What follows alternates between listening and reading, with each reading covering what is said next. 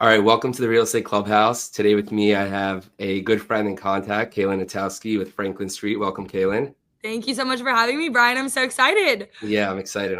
So for those who don't know me, my name is Brian Banalevi. I'm a commercial mortgage broker with Dansker Capital Group in New York City. And a little bit about Kaylan. So Kaylan is an absolute powerhouse in retail investment sales. At just 26 years old, she's already been making waves as a senior associate at Franklin Street's retail investment sales team in Fort Lauderdale, specializing in value-add retail assets and single-tenant net lease properties nationwide, with a strong focus on the Southeast. Since entering commercial real estate in just 2022, Kaylan has closed over $57 million in deals, with another $50 million currently under contract. Beyond her deal-making, Kaylan has mastered the art of branding on X, which is something I want to talk to you about, where she's built a strong presence in the commercial real estate space.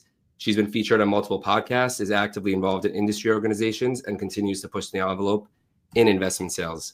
So welcome, Kaylan. Thank you. I mean, you just talked me up like so good. So thank you so much. That's good. So, I mean, this is also exciting because like you and I were just discussing, I mean, I've been telling you for like a couple months now, start this podcast, you need to come on, and you didn't waste a second. So I appreciate it. Would never.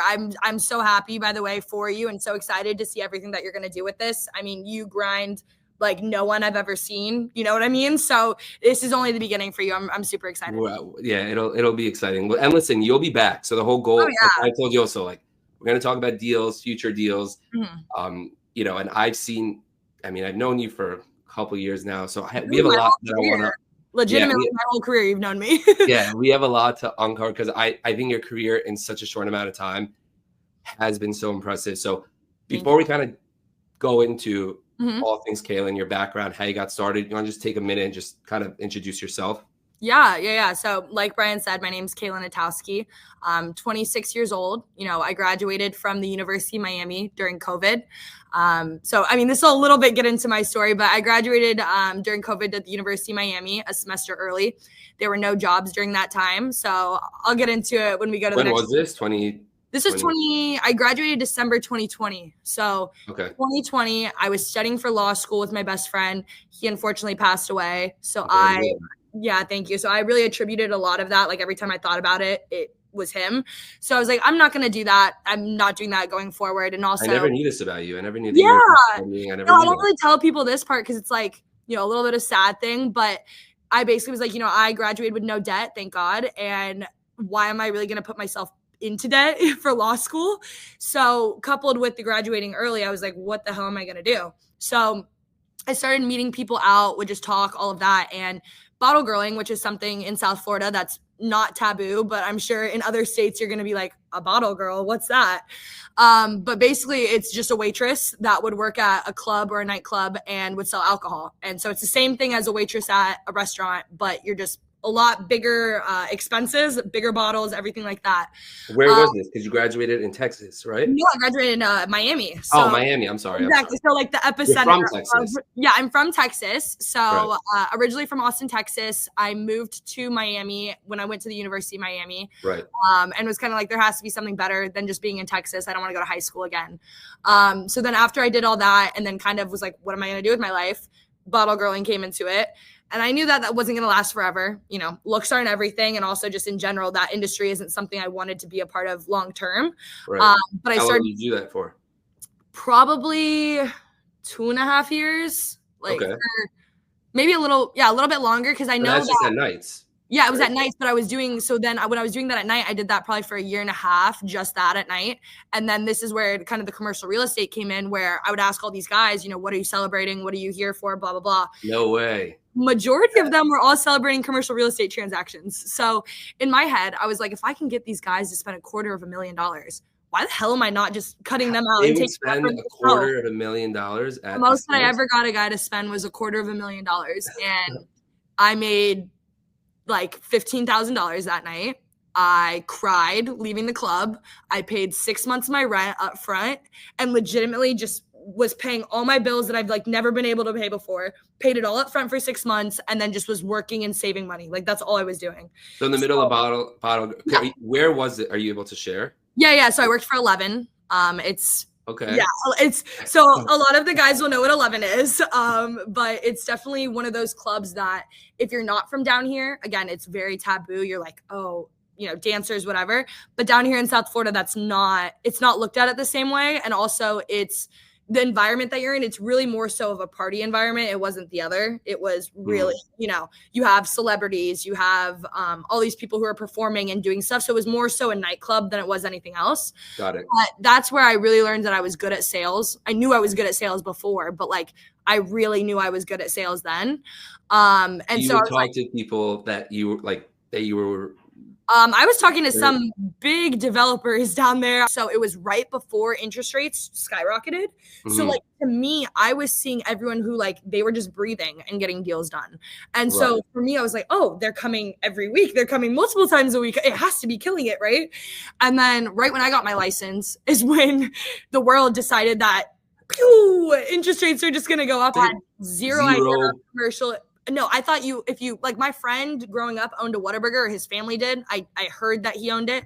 And I'm like, does he get to walk in there and like take food? Like I had no idea how any of this worked, like at all.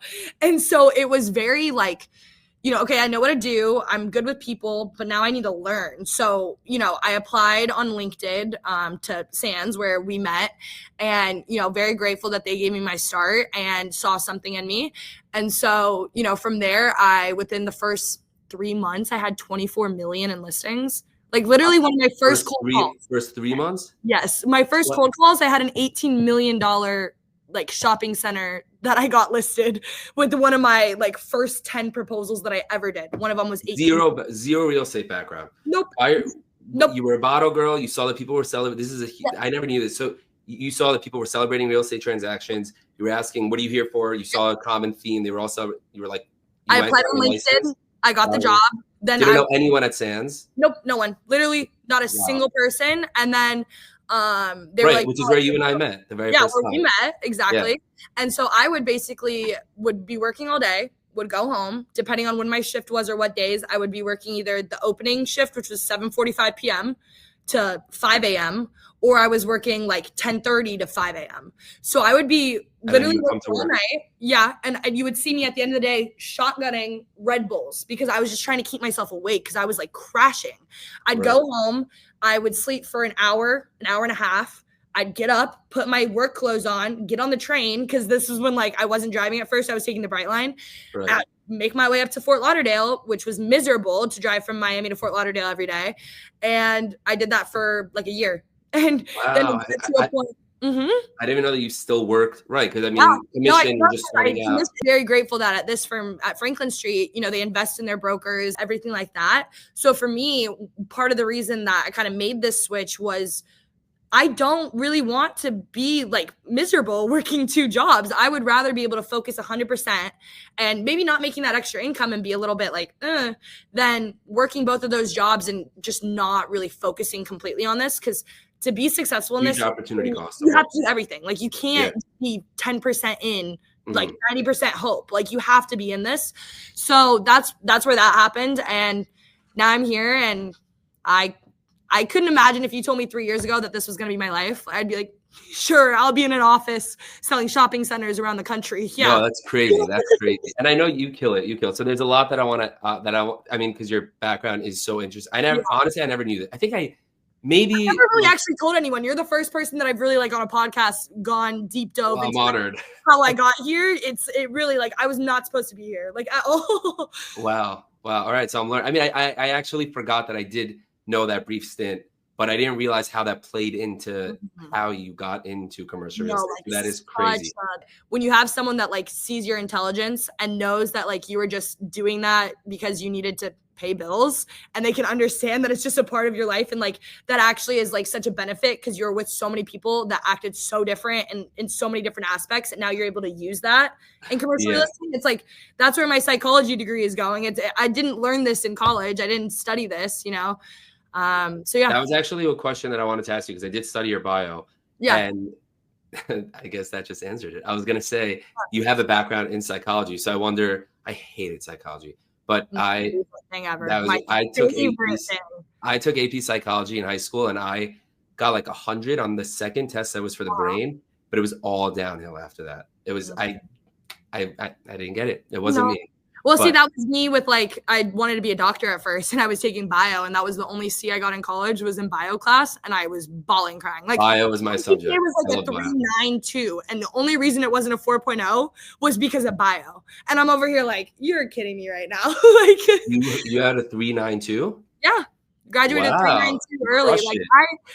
I know I make a lot of jokes and I sound like I have a lot of fun, and I am, but I'm not an idiot, which is honestly like the best part is like I can have the kind of like intellectual conversations, know what you're talking about while we're ripping shots, while we're having fun and doing stuff. And that's kind of where my benefit has been, is because like I'm not your average broker that's just like, yes, sir, let me get it for you at ASAP. So now you're at Franklin Street in Fort Lauderdale. You're in the office I visited you in. Yes. Beautiful area, beautiful location, beautiful office. So you specialize single tenant net lease and shopping centers only in the Southeast, correct? No, not only in the Southeast. It's grown. This is kind of what I say. When I cold call, my cold calls are unanchored strip centers in the Southeast Sun Belt, Alabama, Georgia, Tennessee, North Carolina, South Carolina, Florida. What my clients that I'm working with bring me is a whole nother story. Like Jaden and I, who you just had on the podcast. Yes, and by the way, congratulations. Jaden told me that you guys closed the deal. Yeah, we just closed the deal in Talladega, Alabama. So that one I would say, Southeast. But on that one, actually, that same client had a center that I thought, honestly, Jaden was better at listing than I would be, just because it's more towards her up in her states, whatever. Right. She's in Michigan and you're in Florida. Exactly. And this one's in Canton, Illinois. So I thought, why not give Jaden this while I kind of have my plate full with just some other stuff that I'm working on. I think she would be great. So we're co-listing that together. Amazing. And it's great because like Canton, Illinois, I'm not calling Illinois, but when a client of mine who has something there, I can still do it. That that you could provide them the value. I was in the marketplace. Like I can transact in Iowa. I just closed on a Rite Aid in Pennsylvania, and just listed it again. So I'm doing stuff in other states, but when I'm cold calling, and I stick to what I like to cold call, honestly, and that's the Southeast Sun Belt. You kill it. You kill it. How did you apply yourself in a way with like zero commercial real estate background? How did you learn the lingo of like even the math? I guess, listen, it takes a couple of wins that, and a lot of losses, which I know that you and I have gone through and we talked through, and, dealing with rejection and that. But let's touch on that. Like, how did you get to where you are in such a short amount of time? I'd say first off, there was just like, I can't fail. So again, with kind of having the two jobs, like I didn't have a mom and a dad that I could go, hey, I'm short this month. I don't have rent money. Like there's no one that I can call for rent. There's no one that I can call for bills or anything. Like I am on my own, which sucks, sure. But in the back end of it, it's made me be a better person and a better worker and a better employee because I literally cannot fail. I'd say the next thing is really like, don't chase the shiny penny. That's like, I don't know how many times that I have brokers like tell me like, oh, I have this multifamily deal or I have this mixed use or industrial. And I'm sure it's a great deal, but like, I'm not doing that. And I have clients that I'm sure would buy it, but like, I'm not spending my time on a maybe because that's not what I know. So for me, when I had one or two like really good clients that I was started to transact with and stuff, honestly, like I held on for dear life. Like I'm one of my clients right now, like I am holding on for dear life because if I can make you're trying to make 80% of your money with 20% of your clients. It's the 80-20 rule. Like you don't want to be working with 80% of your people to get 20% of your money. Like that's hard. Imagine talking to 10 people and those 10 people are giving you your 20%. Imagine you're talking to 2 people that are giving you your 80%. Yep. I can handle 2 people a lot better than can I handle 10 people and give them all the attention in the world. Well said. Yeah. So for me, it's like I honestly had that guy call me and I was like on the podcast that I told you about. But like if it wasn't for this, if it was any other call that I was on right now, I'm sorry, Brian, but I'd be like, hey, I gotta go. I gotta answer this call. Like he is my top of mind. When he asks me to do something, jump, I say how high. Like you just have to hold on to those people that are transacting in this environment because if you don't, like it goes back to the rule. I'd rather work with one person continuously than work with multiple people. Yeah. So just hitting the phone, having your survival instincts kind of come in, knowing that you have only yourself to rely on, there's no one that you can call and just drove you forward. I know that you and I have gotten deals done together, but still, I mean, listen, it's just, I'm just blown away because I just find it so impressive with how, I know when we first met, when I came to Fort Lauderdale, you were so new in such a short amount of time. It's Very. Yeah. I mean, I would say too, like, okay, the lingo, you touched on that. Like, how did you learn the lingo and know all that? Like, to your point, I just started hitting the phones and someone would say something and I'd be like, just like, and you would learn it, right? Like, oh, what's the walt on this? And I'm like, what is a walt? I'm like, you know what? The best thing that you can do is never lie and pretend like you know something when you don't. Like, I am almost brutally honest to a fault where I'm like, actually, I don't know. Let me get back to you on that one. And people respect that so much more than just me like bullshitting and being like, oh, I think it's this and this and this. So the minute I got off that phone call, I looked up what a walt was, weighted average lease term. And you just carried it into the, now you know. Keep carrying it to the next one. And then the next time someone asks you, you're like, oh, I know what that is. Half the time when I get on the phone, I get the same thing. I sound like I've been doing this longer than you've been alive. Yeah, you have been. Like, I know you have been. I'm young. Like, you have been doing this more than me. But like, I said this at Crew when I was on the board the other day, like, what have you done in the past 6 months? Because I can legitimately tell you what I've done. I can show you my track history. I can show you what I put under contract listed. And like, I'm transacting. So like, you might own 100 million and you might, you know, have amounted this over however many years. But like, I'm sorry. I know a lot of people that bought stuff when the interest rates were like 2%. And this was like 30 years ago when like everything was a lot more affordable. So it's like, you know, just because you did it 30 years ago doesn't mean you could do it right now. Right. But like, I'm actually doing it right apples now. to apples. Exactly. Yeah, it's not apples to apples anymore. So right. I think that's a big thing too, is like be confident in yourself. Cause I don't know how many times I have someone try to like diminish me by age or sex or whatever it is. And it's like, okay, but like, look at what I've done. Like, look at my track history. The track record speaks for itself. I saw that you posted on X recently, which is a topic I want to cover also, but that your age comes up. You are 26 years old. How does that, you know, how do you handle that criticism when you're prospecting? Yeah. You're, you know, or trying to earn someone's trust to kind of give you a shot. Yeah.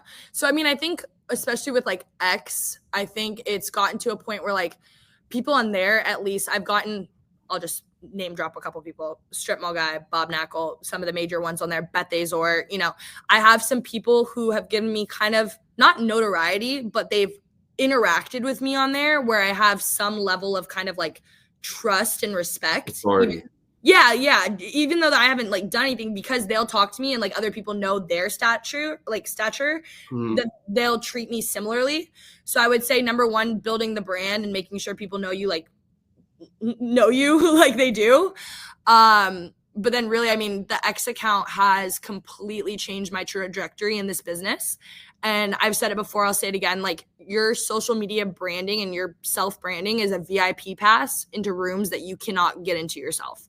So like where my lack of experience and age and stuff come into play, I like compensated through your social media. Like, I can be like, in a real stat, I have over 10 million impressions on my X account in 1 year. That when did you start it? In February of last year. Like literally this time last year, March.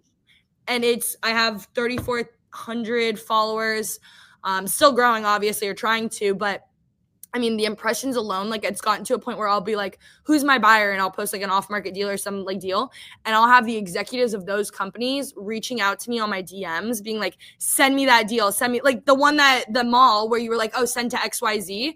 I was like, actually, I thought about that, but it's funny because XYZ's executive just reached out to me. Yeah, it's so amazing. I don't even need to do it. Crazy. They reached out to me. And so it's like the fact that I'm able to put things in front of certain people that like other people just don't see. And I kind of know that that's like we just closed on a Rite Aid at a 14.5 cap. In my head, if I can't sell a double-digit cap rate deal with all of my tools, then like I feel like personally I'm a bad broker. Like that's how I feel. It's like either the property, the seller, or the broker. Did that value?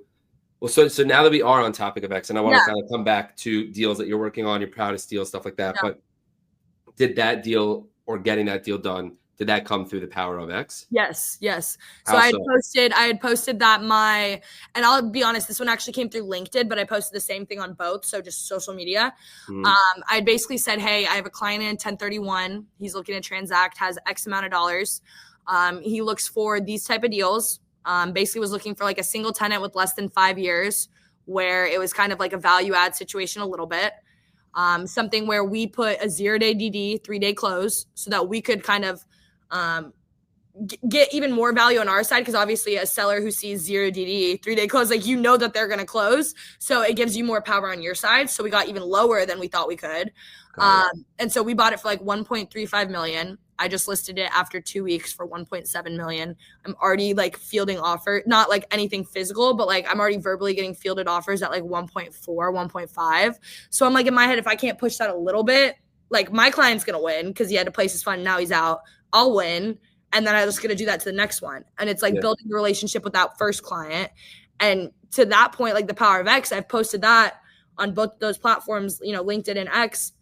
Had that broker reach out to me on LinkedIn, showed me the deal. And within 2 days, we were under contract and closing. So like, if I hadn't posted that, I wouldn't have found a 1031 deal. And it was this broker who had literally seen it.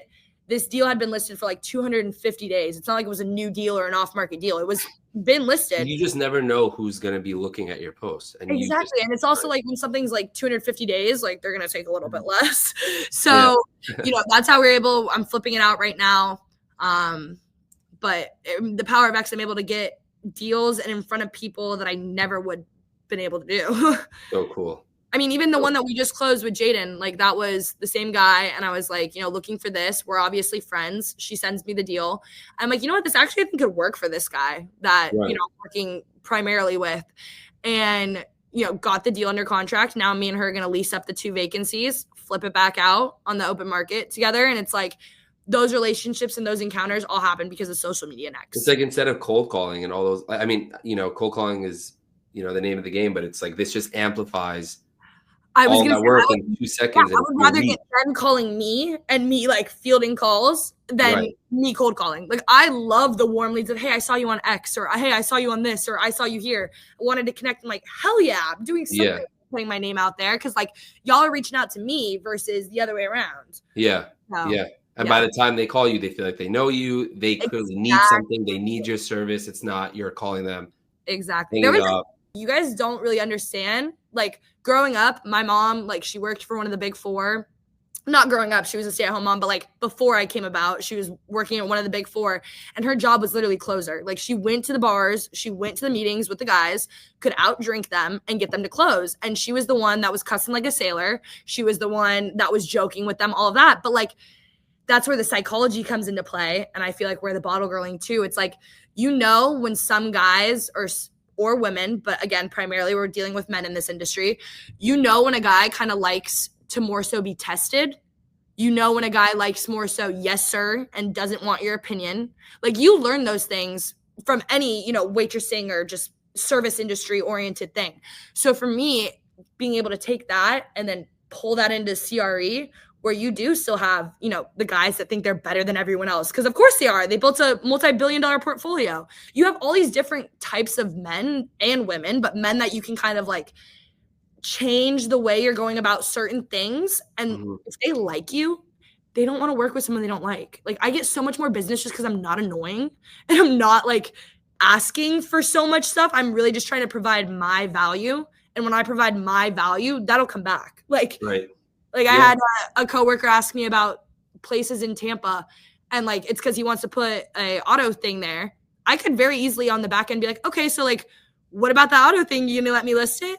But I would rather just give you my information and my knowledge. And not be too overbearing about it. And then eventually, 4 months down the line, when you get that, who do you think they're going to come to? The girl that gave him the information about the street roads, not the random that just does stuff there. Whatever you're doing is clearly working.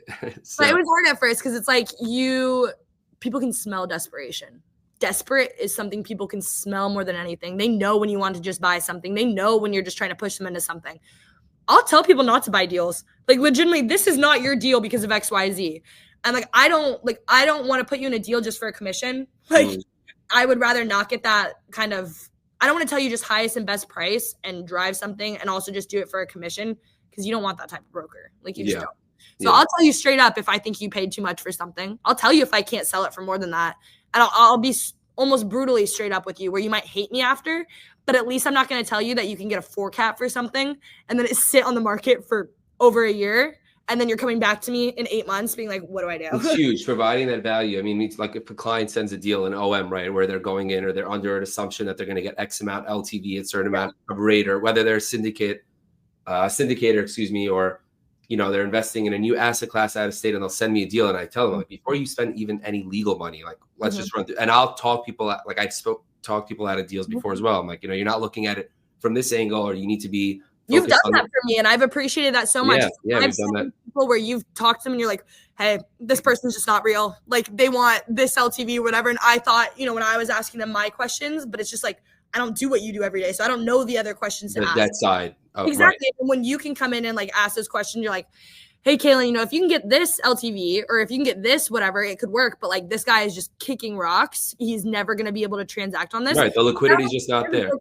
And then your value, I'm going to keep sending you people, because why would I not send you people when you can tell me an easy yes and no, and you're bringing me your value. And that's how we've closed 5, 6 or 4 to 5 like little referral deals together, is like, because that value.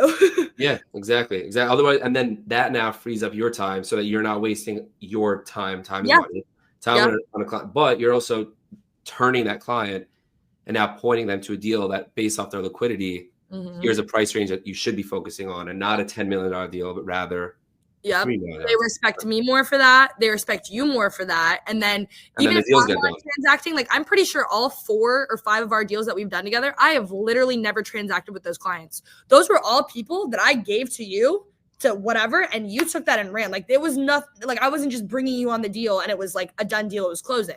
Right. So it's like, that makes me look better too, because it's like, okay, I added my value that wasn't even in my company as well. Yeah. I gave him to Brian because I think Brian's the best person to help you with this. Brian then comes back to me. It makes me look good. He also tells me when he needs something, and then I can reach out, and it's like and that person's now in your network by default, because if they finance or they have a refinance or they come, I keep you posted. Like, I'll just text you out of the blue, because I need to keep you posted on your. I mean, that's your client. So yeah, I respect that. And so, no, it's been great. I know we're going to get so many more deals done. So I know, in wrapping up, I would love to ask you.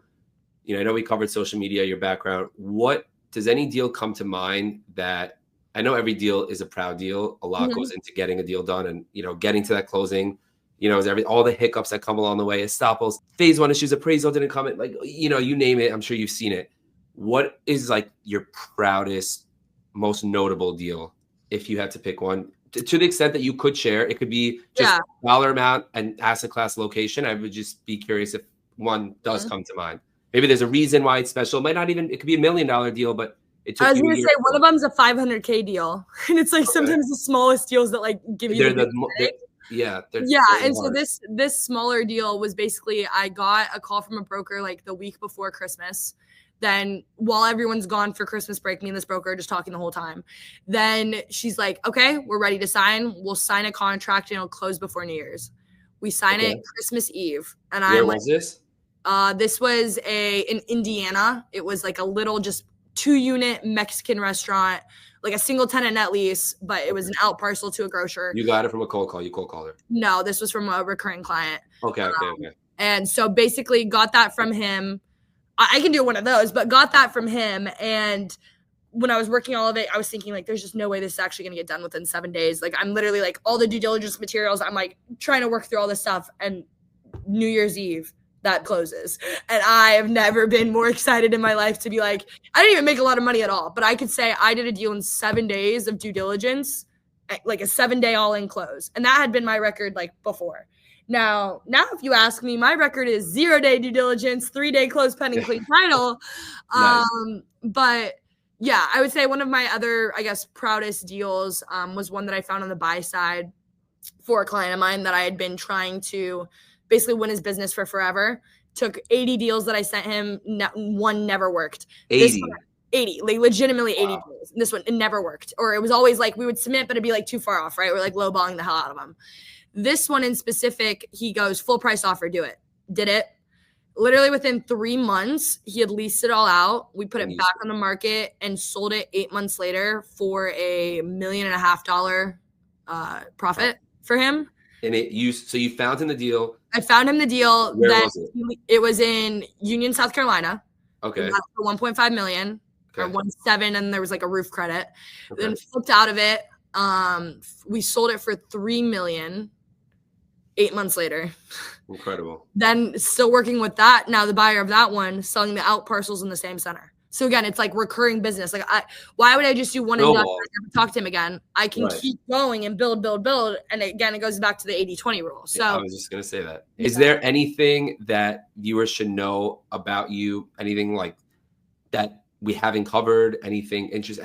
Any deals you're working on? Any buyer needs? Anything? I mean, just as we wrap up, anything? Let's start there. Anything interesting? Anything your background itself is interesting. Thank you.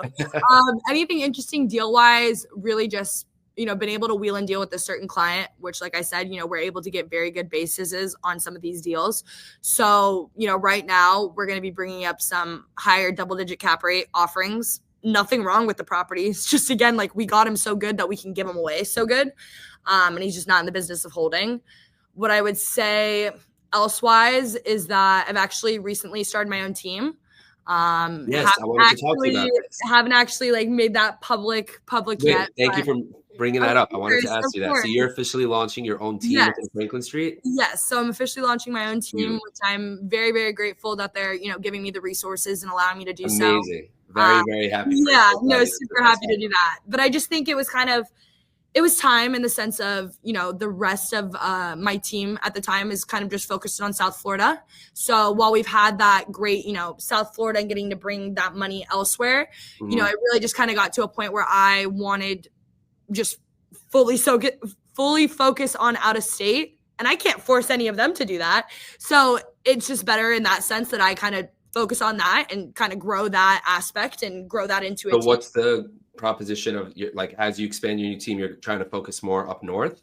No, not so much. Not even. It's more so just, again, the unanchored retail centers and then what that kind of turns into. But having the social media and everything else, what I'd say is I have a lot of incoming leads and incoming stuff. And I'm only one person. Even if I was the most organized, great problem to have. It's so hard to keep up with. And I'm trying to do my best to give everyone my 100%. So I would really love where it's I have maybe 2 juniors that are under me that I can trust. And, they're just with me wheeling and dealing, they're kind of my second eyes, second ears, everything. And to work these inbound leads because you have Exactly. And it's if I can focus on, growing my book of business while also maintaining, those 2-3 really good clients, why would I not then just be able and want to kind of teach the next generation? I'm not the next generation, but the next generation of people who can hopefully, be a powerhouse with me. And all I want is truthfully 1-2 people to just, we are going to dominate. That is my goal, is just, we are going to dominate. We're going to be collaborative. We're going to be the team that when you're I have an unanchored strip center, you're Kaylan, no one else, because she'll work with everyone else. So I don't even have to worry about other brokers being involved because I'm going to share my fee with everyone.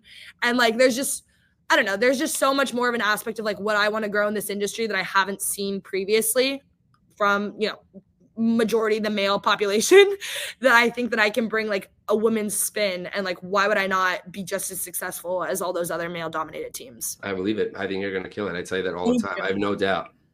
This has been very fun. And I can't believe I didn't know. I know. I can't believe you didn't know that either. I've been keeping. We spent so many time on the phone working deals in Florida. Any plans to come to the city anytime soon for a trip? Yes, I'll be there for the X Gala in May. Okay. Nice. Also, you might see me move up there to New York, Brian. Who knows? All right. That could be a little teaser. Maybe. All right, it's in the look. Here it is. A little teaser. There it is. But you plans some plans in the works. Yeah, we'll be in touch. All right, I love it. All right. Well, Kaylan, this was amazing. Again, I'm Brian Banalevy, commercial mortgage broker with Dansker Capital Group. With me today, best mortgage broker, Kaylan Atowski with Franklin Street. Kaylan, your background again is so impressive. Thank you so much. I know we're going to do plenty of stuff together. Thank you so much. I know I took more time than was allocated, and I know that you're busy and you have a lot to get to, so I appreciate it. But this was amazing. No, thank you so much. I really appreciate it. No, I'm looking forward to the next one. Absolutely. Thank you, Kaylan. Of course.